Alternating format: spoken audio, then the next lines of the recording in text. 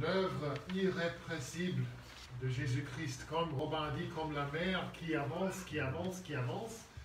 Et on ne peut rien faire pour empêcher la mer de détruire les châteaux de sable, n'est-ce pas? Et dans Acte 5, il y a un homme, il y a plusieurs personnes qui sont mentionnées. Mais dans Acte 5, nous voyons cet homme, Gamaliel, qui dit quelque chose qui est vrai à 100%. Ce n'est pas toujours le cas pour les ennemis de Dieu ou les personnes qui n'aiment pas Dieu. Mais là, il dit quelque chose et il dit, si une œuvre vient de Dieu, vous ne pourrez pas la détruire. Si une œuvre vient de Dieu, vous ne pourrez pas la détruire. Et les chefs religieux à Jérusalem cherchent à détruire l'œuvre des apôtres, l'œuvre de Jésus à travers les apôtres. Ils cherchent à faire taire ceux qui annoncent l'évangile de Jésus-Christ. Ils veulent faire taire ceux qui œuvrent au nom de Jésus. Ils détestent ce nom. C'est pas trop fort de dire ça. Ils détestent, ils ne veulent même pas le dire. Ils disent, vous annoncez ce nom, vous parlez en ce nom. Ils ne veulent pas dire le nom de Jésus. Et derrière eux, il y a Satan et les ennemis de la croix qui font tout pour détruire l'œuvre de Dieu. Ils font tout pour détruire l'œuvre du salut, l'avancement du royaume de Dieu. Ils font tout pour mettre fin aux œuvres de Jésus-Christ par son esprit à travers ses disciples.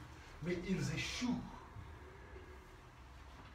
Ils échouent parce que ce que dit Gamaliel est vrai. Si cette œuvre est de Dieu, vous ne pourrez pas la détruire. Et dans ce passage, nous voyons l'œuvre irrépressible de Jésus-Christ. Il bâtit, comme Robin dit, il bâtit son Église. Malgré toutes sortes d'oppositions. Rien ne peut l'empêcher, personne ne peut l'empêcher. Je crois aujourd'hui qu'on a besoin d'entendre ce message. Je crois aujourd'hui en France, nous avons, et dans l'Église occidentale, nous avons besoin d'entendre ce message, que l'œuvre de Jésus-Christ est une œuvre irrépressible. La construction de l'Église de Jésus-Christ, personne ne peut l'empêcher. Nous avons besoin de savoir que rien, que personne ne peut empêcher l'œuvre de Jésus. Nous avons besoin de savoir quelle puissance est à l'œuvre. Nous avons besoin de comprendre la persécution. Pourquoi est-ce qu'on est persécuté? Pourquoi l'Église est-elle persécutée? Et nous avons besoin de savoir comment persévérer dans la persécution. Donc, puissance, persécution et persévérance. Voilà les trois titres pour la prédication aujourd'hui. D'abord, il y a la puissance.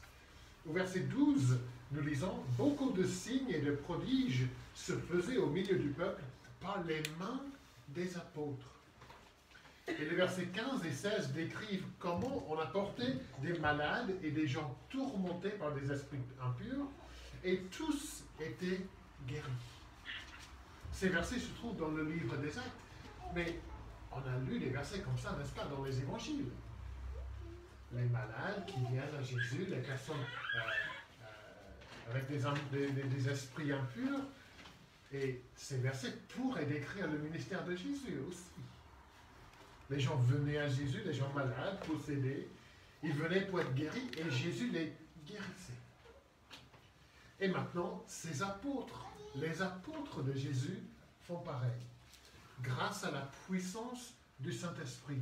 Le Saint-Esprit envoyé par Jésus et par son Père. Et tout comme les miracles de Jésus ont confirmé sa personne, son autorité, sa divinité, son message, les miracles faits par les apôtres servent à confirmer que leur message est vrai.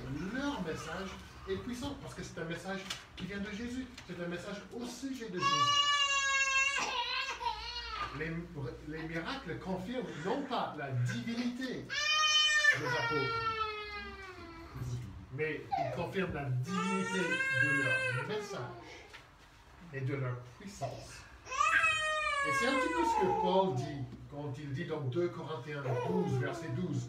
Paul parle de sa propre autorité et il dit que les miracles faits par les apôtres servent à établir l'authenticité de leur ministère. Voilà ce qu'il dit. Les marques de mon ministère, dit Paul, mon ministère d'apôtre, ont été produites au milieu de vous par une persévérance à toute épreuve, par des signes, des prodiges et des miracles. Les marques de mon ministère d'apôtre ont été confirmées par les miracles et les prodiges. Et c'est intéressant de noter que l'effet de cette manifestation de puissance que ça a eu sur le peuple. Regardez le verset 13. On voit que personne n'osait se joindre à eux. La mort d'Ananias et de Saphira a fait peur. Si vous avez dit à vos amis, imaginez que le dimanche dernier, lors du culte, 2 ou 3 personnes étaient tombées mortes par le jugement de Dieu.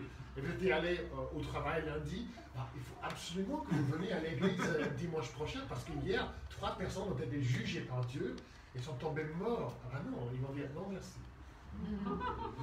Ça fait peur.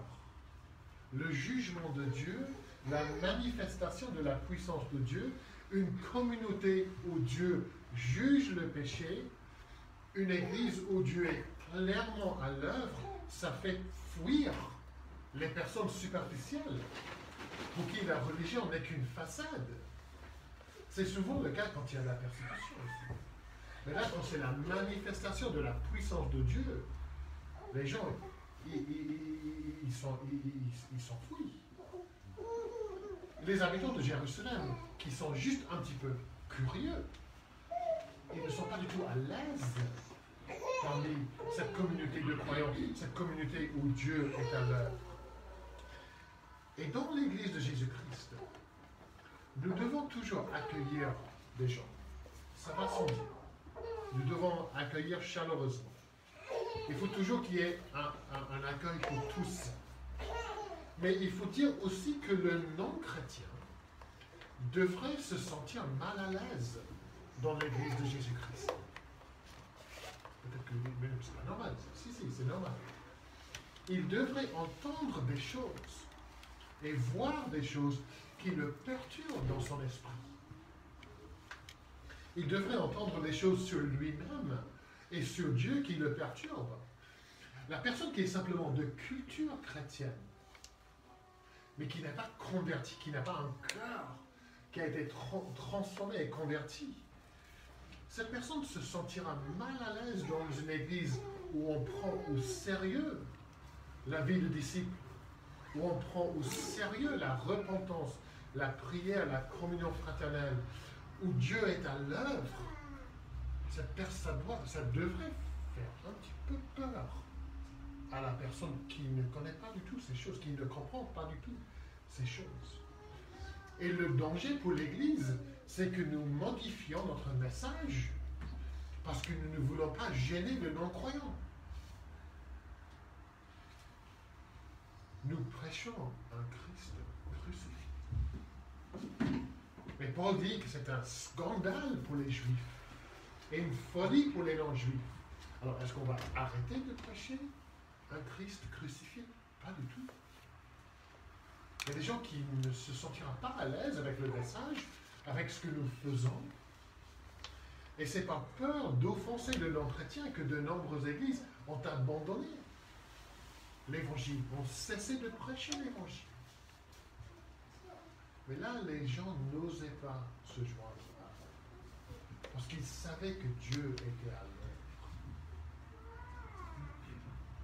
Dans des églises où on cesse de parler du jugement de Dieu, on cesse de parler de la repentance, du besoin de la conversion, les gens se sentent bien à l'aise. Mais Jésus-Christ n'est pas prêché. L'évangile n'est pas prêché. Bien sûr qu'on ne cherche pas à offenser, à être irrespectueux. Mais nous disons la vérité dans l'amour. Mais malgré le fait que la manifestation de la puissance de Dieu fait fuir certains, l'Église de Jésus-Christ continue à grandir. Verset 14. Les multitudes d'hommes et de femmes qui croyaient au Seigneur augmentaient toujours plus. Voici la preuve de l'activité de l'Esprit de Dieu. Dans un contexte, n'oubliez pas le contexte, dans un contexte de persécution, dans un contexte de discipline au sein de l'Église, où la sainteté terrifiante de Dieu se manifeste, l'œuvre irrépressible de Jésus avance avec puissance. Dieu est en train toujours d'appeler les uns et les autres à lui. Le Saint-Esprit est en train toujours de convaincre, malgré les difficultés que les gens peuvent avoir. L'Esprit est toujours en train de régénérer. L'avancement de l'Église de Jésus-Christ continue avec puissance. La deuxième P que nous voyons, c'est la persécution. Et si les versets 12 à 16 sont tellement positifs et tellement encourageants, le verset 17, dans ce verset, nous voyons des gens qui ne présagent rien de bon. Dès qu'on voit le nom du souverain sacrificateur et les Sadducéens, on se dit, oh non, qu'est-ce qu'ils vont faire? C'est eux encore. Voici les chefs religieux les plus puissants de l'époque, ceux qui avaient déjà, on a déjà vu, ceux qui avaient déjà jeté Pierre et Jean en prison, qui leur a déjà défendu de parler au nom de Jésus. On a vu ça dans Acte 4, ils leur furent de nouvelles menaces et les relâchèrent sans trouver le moyen de les punir. Et Luc nous dit au verset 17 qu'ils sont remplis de jalousie. Remplis de jalousie. Ils ne supportent pas que ces apôtres, ces hommes sans instruction, on a vu ça avant, ces Galiléens connaissent un si grand succès. Qu'il y ait autant de monde qui les suit. Ici à Jérusalem, ici dans le temple, chez nous, dans le siège de notre pouvoir, ces Galiléens, ces paysans attirent du monde.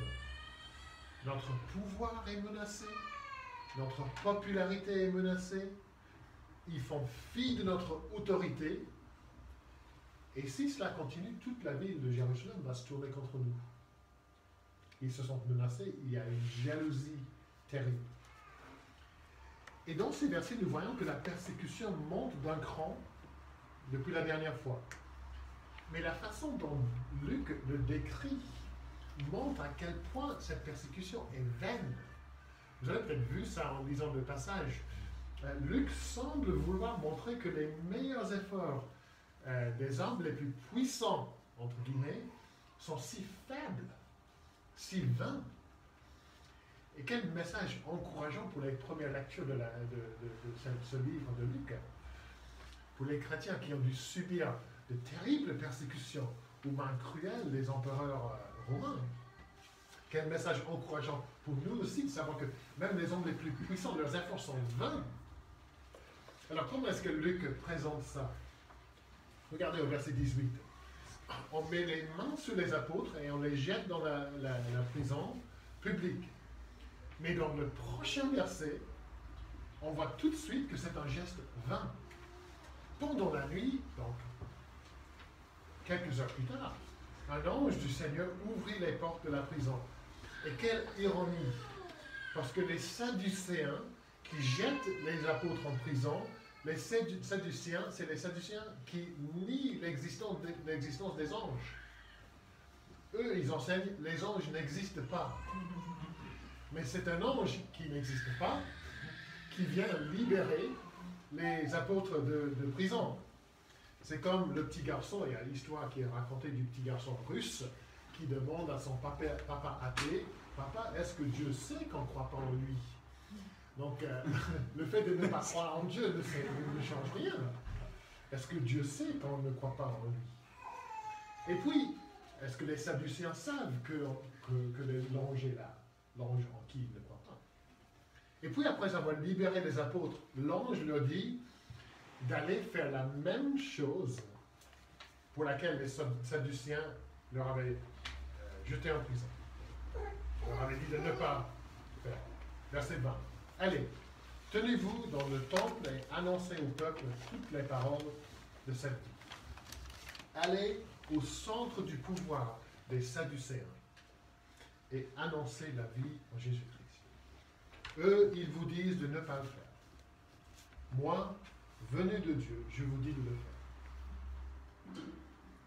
Et puis dans une scène qu'on pourrait imaginer dans un film comique, pendant que les apôtres sont en train de prêcher au temple, les chefs religieux, si contents d'eux-mêmes d'avoir jeté ces hommes en prison, ils se réunissent pour discuter qu'est-ce qu'on va faire avec nos prisonniers.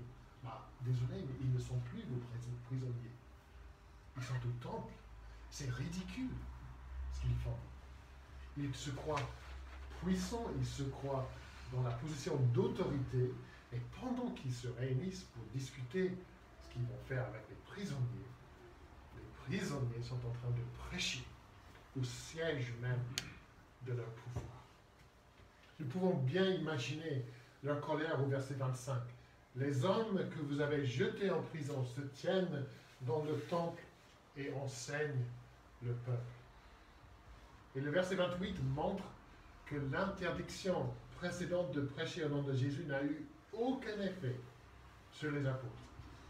Ils disent, nous vous avions formellement défendu d'enseigner en ce nom-là. Et voici que vous avez rempli Jérusalem de votre enseignement.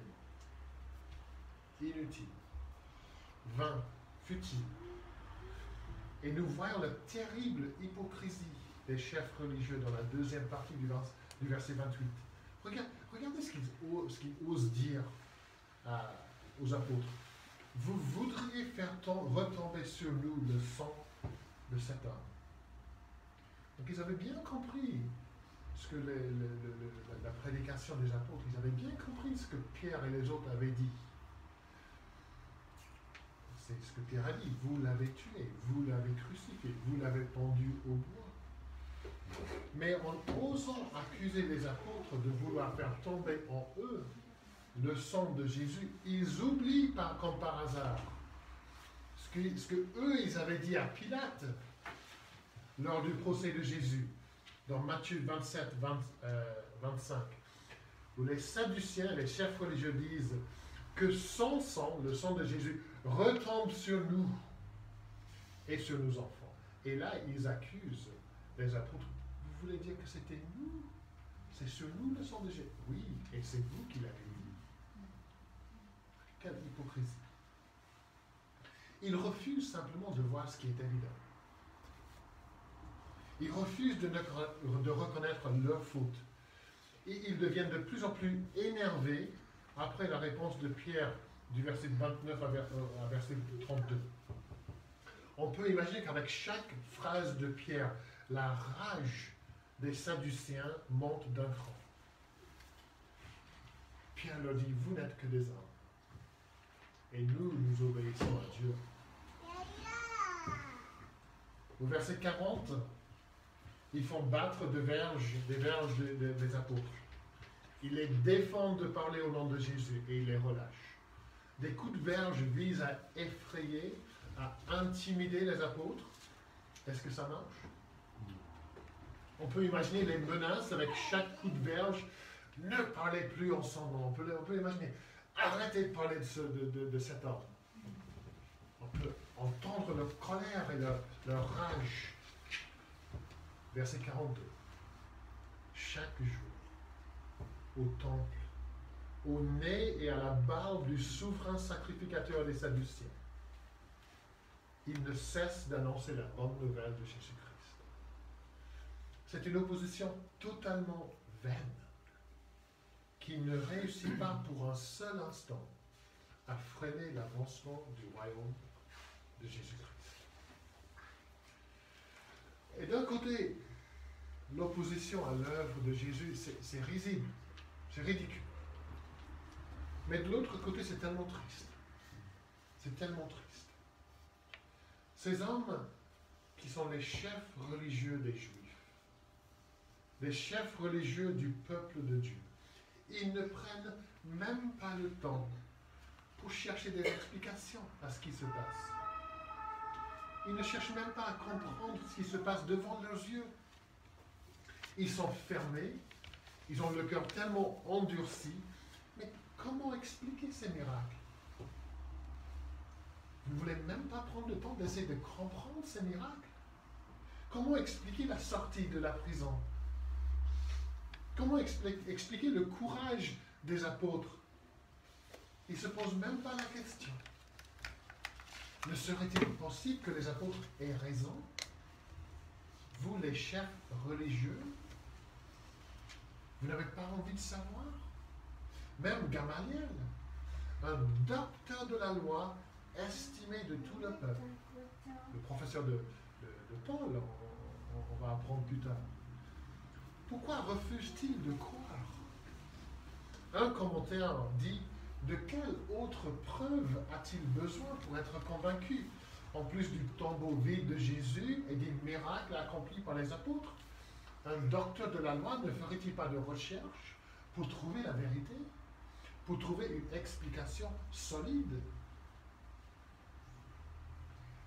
Et ce que nous voyons ici, c'est ce que nous voyons quotidiennement. Nous essayons, n'oubliez pas, de comprendre la persécution, de comprendre cette opposition à Jésus.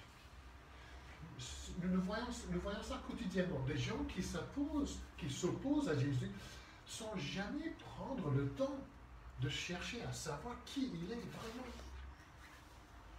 Sans jamais examiner sa vie, son ministère, sa mort, sa résurrection. Je connais énormément de gens qui rejettent, qui disent qu'ils ont rejeté Jésus, sans savoir qui ils rejettent. Ils rejettent la Bible, un livre qu'ils n'ont jamais lu. Ils persécutent des chrétiens sans jamais essayer de les comprendre. Et la vérité, c'est que pour beaucoup de personnes, c'est plus facile simplement de ne pas y réfléchir. C'est plus facile de ne pas chercher des réponses. C'est plus facile de ne pas faire face à la vérité. Ils disent que Dieu n'existe pas simplement parce qu'ils ne veulent pas que Dieu existe. Ils ont peur des implications pour leur vie et donc ils nient la vérité. Ils ne veulent pas céder le trône de leur vie au roi Jésus. Il est plus facile de maintenir le statu quo. La prochaine fois que quelqu'un... C'est le cas pour beaucoup de personnes. Peut-être c'est vrai qu'il y a des gens qui ont vraiment des difficultés, qui ont vraiment creusé, qui ont vraiment cherché, qui ont vraiment posé des questions et qui ont vraiment des difficultés. Mais pour beaucoup de personnes, c'est simplement un refus d'étudier les faits. Et la prochaine fois que quelqu'un vous persécute pour votre foi, quelqu'un se moque de vous pour votre foi, invitez-le à lire la Bible avec vous. Invitez-le à venir au culte ou à l'étude biblique. Avant de rejeter Jésus, avant de vous moquer de lui, venez le rencontrer dans la Bible. Venez le rencontrer dans la vie de son peuple. Venez étudier sa vie, ses paroles. Venez le regarder sur la croix. Et après, vous pourrez expliquer pourquoi vous le rejetez. La persécution est réelle. Elle est triste, mais elle est vaine. Elle n'empêche pas l'avancement de l'œuvre de Jésus. Puissance, persécution, et pour terminer, la persévérance. Romain a déjà parlé des chrétiens persécutés dans le monde. Nous lisons des courriels, nous lisons des revues que nous recevons de Portes Ouvertes et de d'autres associations. Et souvent nous sommes frappés, n'est-ce pas, par la persécution, par la persévérance des chrétiens persécutés. Cette jeune fille aveugle, par exemple. Sa foi dans ce qu'elle a dit à sa famille, à ses proches. Malgré tout ce qu'ils subissent, il y a cette persévérance.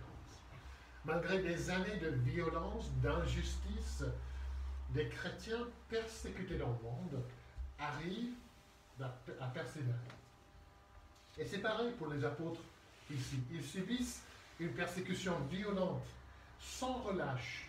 Oh non, le chef le souverain sacrificateur encore, les Sadducéens encore. Mais ils persévèrent. Comment font-ils ça? Que pouvons-nous dire de leur persévérance qui pourrait nous aider à persévérer? On pourrait donner plusieurs raisons. On pourrait parler de la puissance du Saint-Esprit, nous voyons ça au verset 32. On pourrait parler de l'unité des apôtres. Ils sont ensemble, ils sont unis, soudés. On pourrait parler de comment Dieu les protège. Même si ce n'est pas toujours le cas, que des fois Dieu n'empêche pas la mort de ses saints, de ses disciples. Mais dans le temps qui reste, nous voulons voir deux choses qui expliquent leur persévérance. D'abord, ils persévèrent dans l'obéissance. Ils persévèrent dans l'obéissance. Mettez-vous à leur place au verset 19. Un ange vous sort de la prison. Que voulez-vous faire? Trouver une planque quelque part, loin des menaces des chefs religieux, garder profil bas pendant quelques jours? Ce n'est pas exactement ce que l'ange propose aux apôtres. Allez, tenez-vous dans le temple et annoncez au peuple toutes les paroles de cette vie. Autrement dit, continuez à faire exactement la même chose pour laquelle vous avez été jeté en prison. Rentrez encore dans la gueule du loup. Et qu'est-ce qu'ils font au verset 21? Après avoir entendu cela, ils entrèrent dès le matin. Ils ne font pas la grasse matinée. Ils ne choisissent pas le moment de la journée, il y aura moins de monde au temple. Dès le matin. C'est magnifique ce petit détail. Dans le temple. Et ils se mirent à enseigner. Jésus leur avait dit d'être ses témoins. L'ange de Dieu avait confirmé cet ordre. Ils ne sont pas naïfs. Ils savent comment les chefs religieux vont réagir. Mais à la première occasion possible, ils obéissent courageusement et ils laissent Dieu s'occuper des conséquences. Ils mettent leur vie en danger pour obéir au mandat de faire connaître Jésus-Christ. Et les versets 29 à 32 soulignent leur désir courageux d'obéir à Dieu. Il y a une réponse de la part de Pierre, et le premier mot dans le grec, c'est le mot obéir, et l'avant-dernier mot dans le grec, c'est le mot obéir. Pierre souligne le fait qu'ils veulent obéir à Dieu. Il dit, au verset 29, il faut obéir à Dieu plutôt qu'aux hommes. Au verset 32, il parle du Saint-Esprit de Dieu que Dieu a donné à ceux qui lui obéissent. Obéir à Dieu. Obéir au mandat donné par Jésus, malgré les menaces, quelles que soient les conséquences. À qui vont-ils obéir? À Dieu. Ils persévèrent parce qu'ils veulent obéir. Et puis la deuxième raison, et c'est peut-être la raison principale pour la persévérance des apôtres et pour la nôtre aussi, c'est leur relation avec Jésus. Leur amour pour Jésus. Les apôtres viennent de sortir de prison. Ils viennent de se faire battre de verge et avec le dos déchiré. Parce qu'il faut savoir que être battu comme ça, c'était souvent assez pour tuer. Donc c'était pas comme on recevait apparemment à l'école quelques petits coups comme ça. C'était pas ça. Si, je l'ai subi moi-même. Et là, le dos déchiré. Le sang partout. Une souffrance terrible. Et le verset 41 nous dit qu'ils sont remplis de joie. Ils sont remplis de joie. Joyeux d'avoir été jugés dignes de subir des outrages pour le nom du Seigneur. Rien n'est plus important, rien n'est plus cher, plus précieux pour les hommes que le nom de Jésus, la personne de Jésus. Ils l'aiment de tout leur cœur. Pour eux, souffrir pour Jésus, c'est un sujet de joie. C'est un privilège. Et c'est un privilège parce qu'ils peuvent faire pour Jésus ce que Jésus avait fait pour eux. Jésus avait souffert pour eux. Jésus avait été menacé pour eux. Jésus avait subi des injustices pour eux. Jésus avait subi des outrages pour eux. Jésus avait donné sa vie pour eux. Et les chefs religieux avaient essayé de faire honte aux apôtres. Vous devrez avoir honte de ce nom de Jésus. Comme j'ai déjà dit, les chefs religieux ne voulaient même pas que le mot Jésus sorte de leur bouche. Ils parlent de ce nom-là. Mais au lieu d'avoir honte, les disciples, les apôtres se réjouissent de pouvoir subir des outrages pour celui qui est allé à la croix pour eux. Les apôtres se réjouissent parce que le nom de Jésus est glorifié par leur souffrance. Leur souffrance rend gloire à Jésus. Des années plus tard, Pierre écrit ces mots dans 1 Pierre 4. Si vous êtes insultés à cause du nom du Christ, vous êtes heureux. Parce que l'Esprit de gloire, l'Esprit de Dieu repose sur vous. Mais si quelqu'un souffre parce qu'il est chrétien, qu'il n'en ait pas honte, au contraire, qu'il rende gloire à Dieu dans cette situation, Jésus-Christ, le nom au-dessus de tous les noms, avons-nous honte de ce nom? Avons-nous peur de parler de ce nom si glorieux? Avons-nous peur de la moquerie, des railleries, de l'hostilité, de la haine?